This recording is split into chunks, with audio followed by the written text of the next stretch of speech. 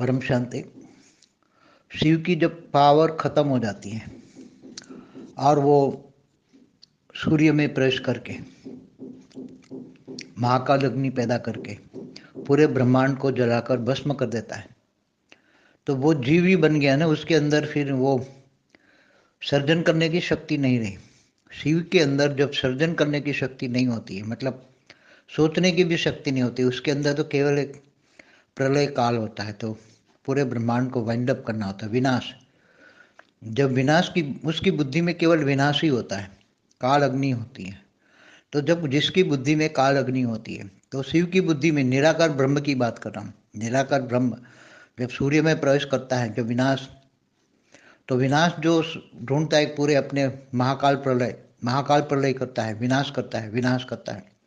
तो जब विनाश करता है तो महाकाल प्रलय में उसकी बुद्धि विनाशकारी हो जाती है।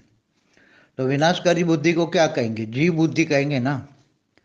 सर्जनकारी को अच्छा कहेंगे, मगर विनाशकारी जो विनाश करता है, महाकाल प्रलय करता है, महाकाल प्रलय करता है, महाकाल प्रलय, तो विनाशकारी बुद्धि को जीव बुद्धि कहेंगे। तो शिव शिव जब सत्यम शिवम सुंदरम, जब वो एकदम निराकार, निर्गुण, निराकार, कर्मातीत, भावातीत, गुणातीत होता है, तब वो शिव होता है। और जब वो कर्म बंधन में, पूरे ब्रह्मांड का सर्जन तो उसने करवाया है ना, तो उसका कर्म बंधन तो उसको लगा ना। कर्म बंधन अल्टीमेटली वो डायरेक्ट नहीं करता, मगर करवाता है। शिव करवाता है। शिव आकारी शिव से कराता है। आकारी शिव मना सदाशिव, सदाशिव सदा शक्ति द्वारा कराता है। और सदा शक्ति ब्रह्मा द्वारा सर्जन, विष्णु द्वारा पालना और शंकर द्वारा विनाश करवाती है, पूरे ब्रह्मांड को चलाती है। तो डायरेक्ट या इनडायरेक्ट तो कर्म बंधन तो जो करवाता है उनको लगता है ना।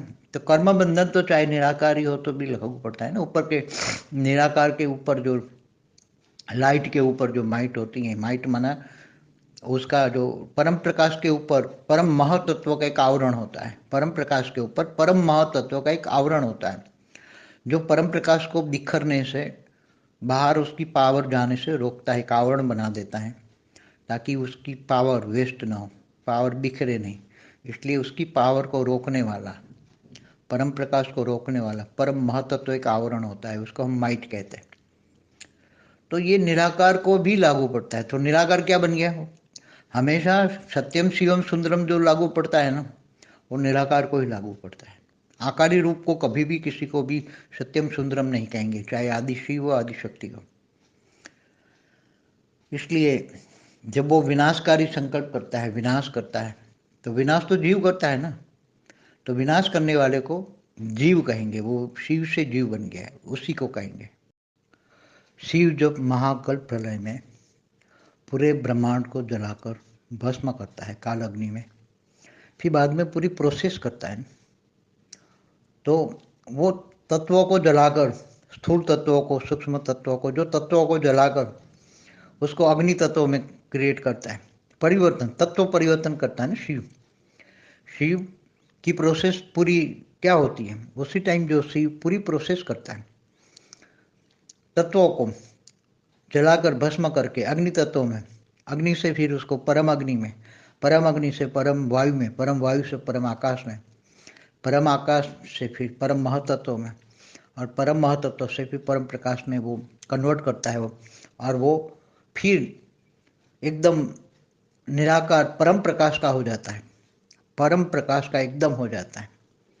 मतलब वो ब्लैक होल नहीं रहता। फिर ब्लैक होल जो होती है वो काल अग्नि को, जो पूरे ब्रह्मांड को जलाकर भस्म करने की जो स्टेज होती है, वो ब्लैक होल। तो ब्लैक होल की स्टेज जो जीव बनाने की स्टेज होती है, तो शिव उसी टाइम जब विनाश करता है पूरे ब्रह्मांड का महाकल्प प्रलय में काल अग्नि से, तब उसकी आत्मा की स्टेज एक जीव समान होती है, एक जीव बन जाता है। और फिर जीव से शिव बन गया, शिव बन के दोबारा सर्जन करता है।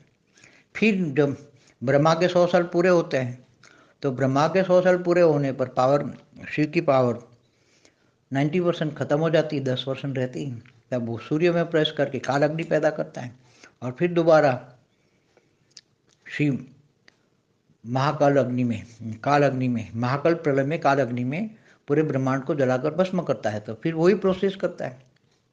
फिर जीव से शिव बनता है, शिव से फिर जीव बनता है, जीव से फिर शिव बनता है। तो ब्लैक होल की जो स्टेज होती है शिव की, ब्लैक होल तत्व परिवर्तन की जो स्टेज होती है जीव से शिव बनने की, वो तत्व, वो ब्लैक होल वाली स्टेज, विनाश की स्टेज, तत्व परिवर्तन की स्टेज, वो पूरी स्टेज को, वो पूरी प्रोसेस को हम अव्यक्त ब्रह्मांड कहते हैं। ब्रह्मांड नहीं है, ब्रह्मांड खत्म हो गया, मगर आत्मा शिव तो है ना, मगर व्यक्त ब्रह्मांड अव्यक्त ब्रह्मांड बन गया। मतलब वो पूरी प्रोसेस को, इसलिए शिव जीव बनता है, जीव फिर शिव बनता है, शिव जीव बनता है, बनता रहता है चक्कर, पूरा चक्कर चलता रहता है, चक्कर चलता ही रहता है। इसलिए ये पूरा चक्कर चलता ही रहता है। अनंत कोटि ब्रह्मांडों में अनंत कोटि शिव होते हैं। तो वही जैसे सूर्य, सूर्यमंडल, सोलर सिस्टम माना ब्रह्मांड है, चालू है, ब्रह्मांड चालू है, शिव है। मगर इतना ही, जैसे 800 करोड़ सोलर सिस्टम है, 800 करोड़ ब्रह्मांड चालू है, तो 800 करोड़ ब्लैक होल है, 800 करोड़ शिव जीव की स्टेज में है, वो प्रोसेस में है, महाकाल प्रलय की प्रोसेस में है, ब्लैक होल बन गया है। तो फिर दोबारा वो तत्व परिवर्तन करके, तत्वों को परम तत्वों को, परम तत्वों को परम लाइट में कन्वर्ट करके फिर दोबारा जीव से शिव बन के शिव के फिर सर्जन करेगा। प्रोसीजर चलती रहती पूरे गैलेक्सियों में एक साथ में, अनंतानंद। इसलिए शास्त्रों में क्या कहा, प्रतिपल अनंतानंद ब्रह्मांड बनते हैं, बिगड़ते हैं। इसलिए महाशिव की एक पल बराबर ब्रह्मा का 100 साल, और ब्रह्मा का 100 साल माना ब्रह्मांड की आयुष खत्म, और ब्रह्मा की आयु खत्म हो जाता है तब तुरंत ब्लैक होल बन जाता है, महाकल्प प्रलय होता है। इसलिए महाकल्प प्रलय हमेशा शिव की एक पल में अनंत आनंद ब्रह्मांड बनते हैं, बिगड़ते हैं। ये समझना बहुत बड़ी मुश्किल वाली बात है।